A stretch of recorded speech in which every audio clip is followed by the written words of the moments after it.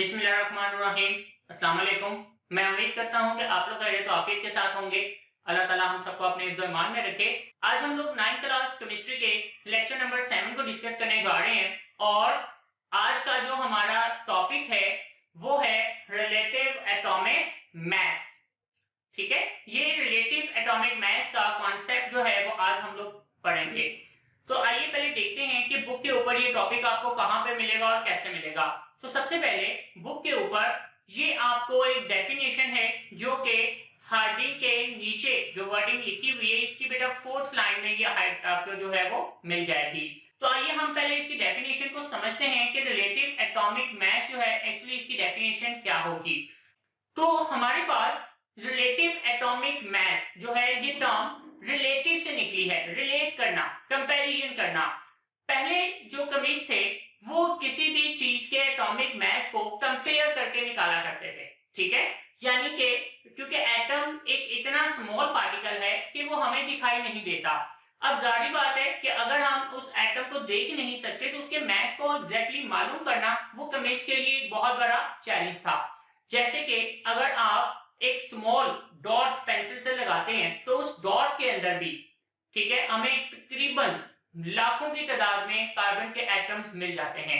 जैसे आप अपनी स्क्रीन पर देख सकते हैं कि ये एक कार्बन के एटम्स का एक नेटवर्क आपको दिखाया गया हुआ है। अब इसमें एक एटम जो है उसका एग्जैक्टली मास मालूम करना it is very big challenge for the chemist. ये केमिस्ट के लिए बहुत बड़ा चैलेंज था, इसलिए उन्होंने डिसाइड किया कि क्यों ना हम वो एटम्स को कि जो मास है उनको रिलेट करके निकाल लें। अब उन्होंने जो पहले बेस बनाई थी वो हाइड्रोजन की थी। हाइड्रोजन की बेस पर उन्होंने रिलेटिव एटॉमिक मास को फाइंड आउट करने की कोशिश की कि भाई जो एटम हाइड्रोजन से जितना हैवी होगा वो उसका रिलेटिव एटॉमिक मास कहलाता है। अब अगर मैं बात करूं ऑक्सीजन के एटम की तो ऑक्सीजन के एटम का जो एटॉमिक मास है वो डेफिनेटली 8 है। ठीक है, तो अगर हम उसके अकॉर्डिंग हाइड्रोजन एटम को ले लें तो हाइड्रोजन के हमें 8 एटम रिक्वायर्ड होंगे उसके मास के इक्वल करने के लिए। तो ये मेरे पास एक रिलेटिव एटॉमिक मास है कि ये मैंने हाइड्रोजन से रिलेट करके निकाला। लेकिन बाद में जो केमिस्ट थे उन्होंने इस स्टैंडर्ड को चेंज करके कार्बन 12 आइसोटॉप को एक स्टैंडर्ड बना दिया। ठीक है, अब हमें जो रिलेटिव एटॉमिक मास है वो कार्बन के 12 आइसोटॉप से रिलेट करके निकालना होगा जो कि सिस्टम इंटरनेशनल में एक स्टैंडर्ड जो है वो डिक्लेयर किया गया हुआ है। तो जो भी हम एटॉमिक मास कार्बन के 12 आइसोटॉप से रिलेट करके निकालेंगे, कंपेयर करके निकालेंगे, वो मास एक्चुअली रिलेटिव एटॉमिक मास कहलाएगा। अब इसकी जो डेफिनेशन है वो डेफिनेशन क्या होगी? डेफिनेशन में वो कहता है कि relative atomic mass of an element is the average mass of the atoms of that element as compared to the 1/12 the mass of an atom of carbon 12 isotope. अब उस डेफिनेशन को में वो आपको क्या कहना चाह रहा है? वो कहना ये चाह रहा है कि किसी भी एलिमेंट का जो रिलेटिव एटॉमिक मास है एक्चुअली वो एवरेज मास होगा उन एटम्स का जो कार्बन के 12 आइसोटॉप से कंपेयर करके निकाले जाएंगे। हम इसे रिलेटिव एटॉमिक मास कंसीडर करेंगे। आइए हम जरा इसको कुछ आगे इसकी एक्सप्लेनेशन की तरफ चलते हैं ताकि हमें ये जो कॉन्सेप्ट है वो जरा क्लियर हो जाए और हम इसके यूनिट को भी समझेंगे कि इसके जो यूनिट है वो क्या है। तो सबसे पहले हम इसके एग्जांपल्स को देखते हैं जो आपको डेफिनेशन के बिल्कुल नीचे वाले वर्डिंग में मिल जाएगी। तो ये आप अपनी स्क्रीन पे भी देख पा रहे होंगे कि ये कहां से इसके एग्जांपल्स हैं और उसके नीचे इसके यूनिट्स हैं। तो सबसे पहले हम इसकी एग्जांपल को समझते हैं। अब एग्जांपल में अब हमारे पास वो कहता है कि जो कार्बन है, अगर हमें कार्बन का रिलेटिव एटॉमिक मास निकालना होगा तो डेफिनेटली हमें कार्बन के 12 से कंपेयर करके इसको निकालना है। जैसे बुक की वर्डिंग के मुताबिक बेस्ड ऑन कार्बन 12 स्टैंडर्ड कि जो हमने कार्बन 12 को स्टैंडर्ड बेस बना दिया, the mass of an atom of carbon is 12 units और उसके जो कार्बन का मास होगा, ठीक है, वो 12 यूनिट्स होंगे and the 1/12 of it becomes to be 1। और अगर हम इसके 12 को 1/12 से डिवाइड करेंगे, कंपेयर करना है ना हमने, तो रेशियो लेंगे तो डेफिनेटली 12/12 कैंसिल होते हैं एंड आंसर विल बी 1। तो इसका रिलेटिव एटॉमिक मास जो है वो हमारे पास 1 आएगा। ठीक है, when we compare atomic masses of other elements with atomic masses of carbon 12 atom, they are expressed as a relative atomic mass of those elements। अगर हम इसी तरह बाकी तमाम एलिमेंट्स के भी मास को कार्बन के 12 आइसोटॉप से कंपेयर करके निकालेंगे तो डेफिनेटली वो भी क्या कहलाएगा, रिलेटिव एटॉमिक मास कहलाएगा। जैसे एक एग्जांपल मैं आपको फर्दर दे रहा हूं। अब एग्जांपल आप अपनी स्क्रीन पे भी देख पा रहे होंगे कि हमारे पास जो है वो मैग्नीशियम है। अब जो मैग्नीशियम है इसका मास नंबर जो है वो 24 है, ठीक है, जबकि कार्बन का 12 है। तो डेफिनेटली अगर मैं 24 को 12 पे डिवाइड करवाता हूं तो मेरे पास जो आंसर है वो 2 आता है। तो 2 is a relative atomic mass of magnesium. हम इस मैग्नीशियम को मैग्नीशियम का रिलेटिव एटॉमिक मास कंसीडर करेंगे। ओके, तो जब आप मैग्नीशियम के 24 को 1/12 पे डिवाइड करवाते हैं तो 1/12 पे डिवाइड करवाने पर आपको आंसर मिलेगा 2। तो 2 यहाँ पर क्या है, it's a relative atomic mass of magnesium. तो ये मैग्नीशियम का रिलेटिव एटॉमिक मास कहलाएगा। अब अगर हम इसके यूनिट की बात करें तो इसका यूनिट जो है वो क्या होगा, तो डेफिनेटली इसका जो यूनिट है वो है हमारे पास वो एटॉमिक मास यूनिट कहलाता है, ठीक है। The unit of relative atomic mass is called atomic mass unit, जिसका सिंबल AMU होता है, जिसे आप अपनी स्क्रीन पर भी देख पा रहे होंगे कि ये जो रिलेटिव एटॉमिक मास है इसका जब भी यूनिट लिखा जाता है वो AMU में लिखा जाता है, ठीक है। तो इसी तरह जो कार्बन आइसोटॉप से आप जो भी कंपेयर करके निकालेंगे मास वो रिलेटिव एटॉमिक मास कराएगा और उसका यूनिट AMU में लिखा जाता है।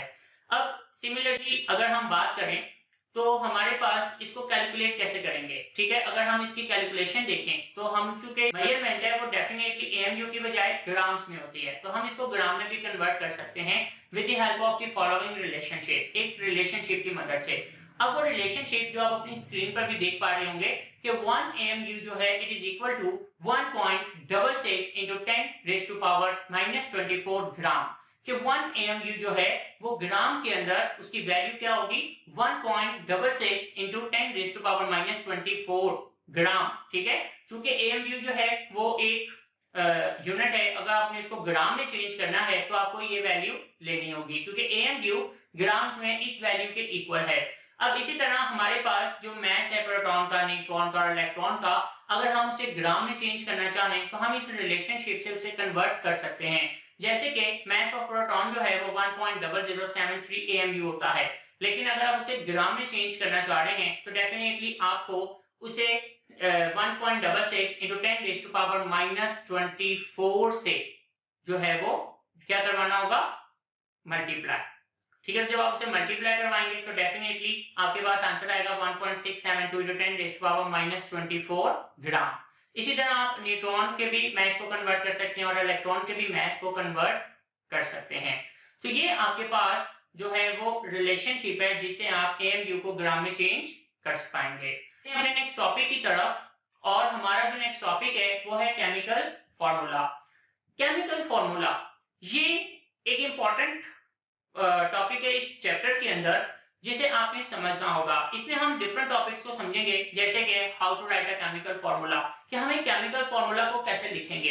ये केमिस्ट्री के अंदर बहुत ही इंपॉर्टेंस रखता है क्योंकि केमिस्ट्री में आपने जगह जगह पर केमिकल फार्मूलास को इस्तेमाल करना होता है। तो हमें इस टॉपिक के जरिए ये समझ आएगा कि हम केमिकल फार्मूला को लिख कैसे सकते हैं। यही नहीं, इसके बाद हम इसकी सिग्निफिकेंस को भी डिस्कस करेंगे कि जो केमिकल फार्मूला है इसकी सिग्निफिकेंस क्या होगी। इसके बाद हम कुछ फार्मूलास की टाइप्स को भी पढ़ेंगे यहाँ पर, जैसे कि आपके पास एम्पिरिकल फार्मूला है और मॉलिक्यूलर फार्मूला है। तो इन टॉपिक्स को हम वन बाय वन डिस्कस करेंगे। तो आइए सबसे पहले हम जो अपना टॉपिक है इसको स्टार्ट करते हैं। और आपका ये जो टॉपिक है how to write a chemical formula, ये आपको उसी पेज पर, ठीक है, जहां रिलेटिव एटॉमिक मास है उसी पेज पर नीचे पॉइंट्स के अंदर लिखा हुआ मिल जाएगा, जिसे आप अपनी स्क्रीन पर भी देख पा रहे होंगे। तो हमारे पास ये जो केमिकल फार्मूला है, सबसे पहले हम इसकी जरा डेफिनेशन को समझेंगे कि इसकी डेफिनेशन क्या है। तो डेफिनेशन वो कहता है एक ऐसा फार्मूला, ठीक है, एक ऐसा फार्मूला जो किसी भी कंपाउंड के नेम को रिप्रेजेंट करने के लिए इस्तेमाल किया जाए, हम उसे केमिकल फार्मूला कंसीडर करेंगे। The formula which is used to represent the name of the compound is called chemical formula of that compound. तो जो फॉर्मूला किसी भी कंपाउंड के नेम को रिप्रेजेंट करने के लिए इस्तेमाल किया जाएगा, हम उसे केमिकल फार्मूला कंसीडर करेंगे। इसकी एग्जांपल है हमारे पास, जैसे कि फॉर एग्जांपल हम कार्बन डाइऑक्साइड गैस को CO2 से रिप्रेजेंट करेंगे। तो CO2 H2 is the chemical formula of carbon dioxide gas. इसी तरह अगर हम वाटर की बात करते हैं तो वाटर को भी हम H2O से रिप्रेजेंट करते हैं। तो H2O ये वाटर का एक केमिकल फॉर्मूला है। तो यहाँ से हमें ये डेफिनेशन क्लियर हो जाती है कि वो फॉर्मूला जो किसी भी कंपाउंड के नेम को रिप्रेजेंट करने के लिए यूज करते हैं हम उसे केमिकल फॉर्मूला कहते हैं। तो बेटा ये इसकी डेफिनेशन है, ठीक है। अब हम लोग इसकी पॉइंट्स को समझते हैं कि हम फॉर्मूला को लिखेंगे कैसे। अब फॉर्मूला को लिखने के लिए हमें डिफरेंट जो रूल्स हैं उन्हें जहन में रखना होगा, ठीक है। उनके डिफरेंट मेथड्स हैं जो हमें जहन में रखने होंगे। तो हम इन मेथड्स को समझते हैं। तो इन मेथड्स को समझते हैं उससे पहले मैं आपको बताता चलूं कि जो लोग इस चैनल पर नए आए हैं आप इस चैनल को सब्सक्राइब कर दीजिएगा और इसके साथ आपको एक बेल आइकन नजर आएगा जिसको आप प्रेस कर दीजिएगा ताकि आपको नए आने वाले लेक्चर्स की नोटिफिकेशन मिलती रहे। इसके अलावा हमने अपने चैनल पर एक प्लेलिस्ट बना दी हुई है जिसमें आपको तमाम लेक्चर जो हैं वो सीक्वेंस में मिल जाएंगे, जिसमें physics, chemistry, bio, computer, maths, ये तमाम आपको सब्जेक्ट्स के जो लेक्चर्स हैं वो मिल जाएंगे, ठीक है। तो जिन स्टूडेंट्स के ये लेक्चर्स मिस हो चुके हुए हैं वो इस प्लेलिस्ट से जाकर उनको दोबारा सुन सकते हैं। तो आइए हम चलते हैं अपने नेक्स्ट पॉइंट की तरफ कि how to write a chemical formula. तो केमिकल फॉर्मूला को हम कैसे लिख सकते हैं। अब इस केमिकल फॉर्मूला को लिखने के लिए हमें डिफरेंट मेथड्स जो है उनको जहन में रखना होगा, ठीक है। The chemical formula of compounds are written keeping the following steps in consideration. अब वो डिफरेंट स्टेप्स कौन से हैं। इसमें पहला स्टेप जो हमें जहन में रखना होगा, the symbols of two elements are written side by side in order to of positive ion first and the negative ion later। कि भाई हमें इनको इस तरह से लिखना होगा उस कंपाउंड के अंदर जो एलिमेंट्स हैं, ठीक है, जो फॉर्मूला में जो एलिमेंट्स इन्वॉल्व होने जा रहे हैं उनके सिंबल्स को आपने इस ऑर्डर में लिखना है कि पॉजिटिव पहले लिखेंगे और नेगेटिव बाद में लिखेंगे, ठीक है। जैसे अब अपनी स्क्रीन पर देख पा रहे हैं कि NaCl ये एक नमक का फॉर्मूला है, लेकिन इसमें सोडियम को पहले लिखा गया है, क्लोरीन को बाद में। इसी तरह कैल्शियम क्लोराइड में कैल्शियम को पहले लिखेंगे, क्लोराइड को बाद में। कैल्शियम ऑक्साइड में भी कैल्शियम को पहले और ऑक्सीजन को बाद में लिखा है हमने, ठीक है। क्योंकि ये जितने भी हैं सोडियम, कैल्शियम, ये मेटल्स हैं, ये पॉजिटिव होते हैं इसलिए इनको पहले लिखा है। क्लोरीन, ऑक्सीजन नॉन मेटल्स हैं, ये नेगेटिव होते हैं इसलिए हमने इनको बाद में लिखा है। तो ये आपका पहला रूल होगा। अब इसका जो सेकंड रूल है, सेकंड रूल के मुताबिक जो वैलेंसी है उस आयन की, ठीक है, ये वैलेंसी वो जो हमने लास्ट लेक्चर्स में एक टॉपिक था जो वैलेंसीज के अकॉर्डिंग हमने एक टेबल को पढ़ा था, उसके अंदर तमाम वैलेंसीज जो हैं वो लिखी हुई हैं। आपने वहां से उसको अच्छी तरह से देख लेना है, ठीक है, जो आप अपनी स्क्रीन पर भी देख पा रहे हैं। तो इस टेबल से आपको उन तमाम एलिमेंट्स की वैलेंसीज मेंशन करनी होंगी। तो हमें क्या करना होगा, the valency of each ion is written on the right top corner of its symbol. कि हमें क्या करना है कि सबसे पहले जो भी एटम की वैलेंसी होगी, ठीक है, उस एलिमेंट के सिंबल की जो वैलेंसी है वो आपने उसके राइट टॉप कॉर्नर पर लिख देनी है। जैसे कि आप अपनी स्क्रीन पर देख पा रहे हैं कि अब हमने उनकी जो वैलेंसीज हैं वो उनके राइट टॉप कॉर्नर पर मेंशन कर दी हुई हैं। तो ये हमारा सेकंड स्टेप है, ठीक है, कि आपने उनकी वैलेंसीज जो है उनके राइट टॉप कॉर्नर पर मेंशन करनी है। ये जैसे ही आप ये काम कर लें, अब हमारा जो थर्ड स्टेप होगा, थर्ड स्टेप वो क्या है, बहुत ही इंपॉर्टेंट है ये, वो है the valency of each ion is brought to lower right corner of other ion by cross exchange method। आपको इनके क्रॉस एक्सचेंज मेथड से इनकी वैलेंसीज जो है वो राइट लोअर कॉर्नर पर लानी होगी। अब हमें यहाँ पर क्रिस क्रॉस एक्सचेंज मेथड को समझना होगा, ठीक है, कि जो क्रिस क्रॉस मेथड है वो क्या है या क्रॉस एक्सचेंज मेथड जो है वो क्या है। तो हम पहले एक एग्जांपल की मदद से इस मेथड को समझते हैं, फिर हम बुक के एग्जांपल्स को सॉल्व करेंगे। अब हमारे पास क्रॉस एक्सचेंज मेथड जो है मैं इसे एक्सप्लेन करने जा रहा हूं। सेम वैलेंसी में भी समझना होगा और एलिमेंट्स की जो वैलेंसीज डिफरेंट होती हैं तो उस पॉइंट ऑफ व्यू से भी इसको समझना होगा। तो सबसे पहले हम इसे सेम वैलेंसी के साथ समझते हैं। जैसा कि आप स्क्रीन पर देख पा रहे हैं कि हमने पॉजिटिव आयन पोटेशियम को पहले लिख दिया और क्लोराइड आयन को बाद में लिख दिया। दूसरे स्टेप के मुताबिक हमने इनकी जो वैलेंसीज हैं वो इनके राइट टॉप कॉर्नर पर मेंशन कर दी हुई हैं, जिसे आप रेड और ब्लू कलर से देख पा रहे हैं। अब इस मेथड के जरिए वो ये कहता है the valency of each ion is brought to lower right corner of other ion by cross exchange method. ठीक है, कि भाई आपने इसे क्रॉस एक्सचेंज मेथड के जरिए दूसरे एलिमेंट के राइट लोअर कॉर्नर पे ले जाना है। जैसे आप स्क्रीन पे देख पा रहे हैं कि हमने पोटेशियम की जो वैलेंसी है उसको 1 वहां से क्लोरीन के लोअर राइट कॉर्नर पर लेके हैं, ठीक है। सिमिलरली हम यही काम दूसरी तरफ भी करेंगे। जो क्लोरीन है उसकी जो वैलेंसी है -1 क्लोराइड आयन के ऊपर, उसको आप पोटेशियम के राइट लोअर कॉर्नर पर ले जाएंगे, ठीक है। अब चूंकि वैलेंसीज अगर सेम हो तो उन्हें मेंशन नहीं करते, ठीक है, they will be set of, वो खत्म हो जाती है। तो आपके पास जो फॉर्मूला है वो KCl जनरेट होगा। तो ये था cross exchange method with for same valency. अब अगर हम डिफरेंट वैलेंसीज के लिए देखें तो डिफरेंट वैलेंसीज में मैं एग्जांपल ले रहा हूं मैग्नीशियम और क्लोराइड आयन की। अब उसी तरह आपको क्या करना है कि जो मैग्नीशियम की वैलेंसी है 2+, वो आप क्लोराइड के जो राइट लोअर कॉर्नर है वहां पर उसको मेंशन करना है। एक चीज को ध्यान में रखिएगा कि इसमें हमने चार्ज नहीं लिखना होता, ठीक है, इसमें भी चार्ज मेंशन नहीं करना। सिमिलरली जो क्लोराइड की वैलेंसी है वो हम मैग्नीशियम के राइट लोअर कॉर्नर में ले गए हैं। अब इन दोनों का जो फॉर्मूला है वो क्या जनरेट होगा? फॉर्मूला है Mg1Cl2। 1 लिखने की जरूरत नहीं होती, इसलिए इसका फॉर्मूला होगा MgCl2। जी बेटा, तो ये क्रॉस एक्सचेंज मेथड इसमें बहुत ही इंपॉर्टेंट चीज है, तो इसको आपने अच्छे से समझना होगा, ठीक है। अब इस एग्जांपल की मदद से मैं उम्मीद करूंगा कि आपको अच्छे से समझ आ गया होगा। तो अब हम जरा बुक की एग्जांपल्स को समझेंगे कि बुक की एग्जांपल्स क्या हैं। आपकी बुक में जो गिवन एग्जांपल्स हैं उसमें सोडियम क्लोराइड है, कैल्शियम क्लोराइड है और कैल्शियम ऑक्साइड है। अब उन्हीं रूल्स को जहन में रखते हुए क्रॉस एक्सचेंज की मदद से हम इन फॉर्मूलाज को बनाते हैं और इन फॉर्मूलाज को बनाने में आप भी हेल्प करेंगे। तो कैसे होगा फॉर्मूला जनरेट? तो आइए इसको फॉर्मूला को जनरेट करते हैं। तो सबसे पहले हमने सेकंड स्टेप जो है वो क्या किया कि इनकी वैलेंसीज हमने राइट टॉप कॉर्नर पर लिख दी हुई है, जैसे Na+1 chloride -1।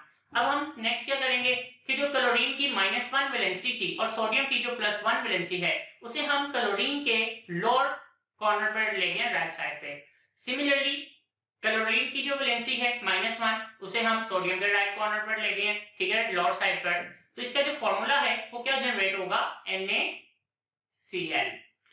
Similarly calcium chloride, calcium की वैलेंसी +2, क्लोराइड की -1।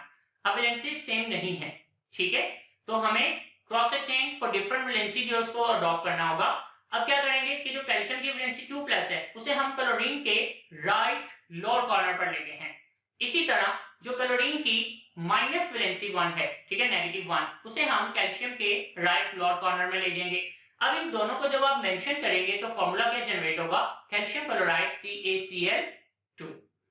अब नेक्स्ट जो है लास्ट एग्जांपल आपकी बुक में जो गिवन है वो है कैल्शियम ऑक्साइड की। कैल्शियम ऑक्साइड में कैल्शियम की वैलेंसी +2 है और ऑक्सीजन की 2-। तो जब आप इन दोनों को क्रॉस एक्सचेंज मेथड से लिखेंगे तो कैल्शियम की जो वैलेंसी है उसे ऑक्सीजन के लोअर राइट कॉर्नर पर ले गए हैं। इसी तरह ऑक्सीजन की -2 जो वैलेंसी है उसे आप कैल्शियम के राइट लोअर कॉर्नर पर ले जाएंगे, ओके। लेकिन चूंकि वैलेंसी दोनों सेम है इसलिए दोनों सेम होने पर उसे मेंशन नहीं किया जाता, तो इसका फॉर्मूला जो है वो सिंपल आएगा, कैल्शियम ऑक्साइड। जी बेटा, तो ये देखा आपने कितना इजी था इसको बनाना, ठीक है। तो ये केमिस्ट्री के अंदर बहुत ही इंपॉर्टेंट टॉपिक है क्योंकि केमिस्ट्री में मेजॉरिटी जो है वो इन्हीं फॉर्मूलाज पर बेस करती है। तो और बहुत सारे बच्चों को ये इशू होता है कि फॉर्मूलाज को जनरेट करें तो करें कैसे।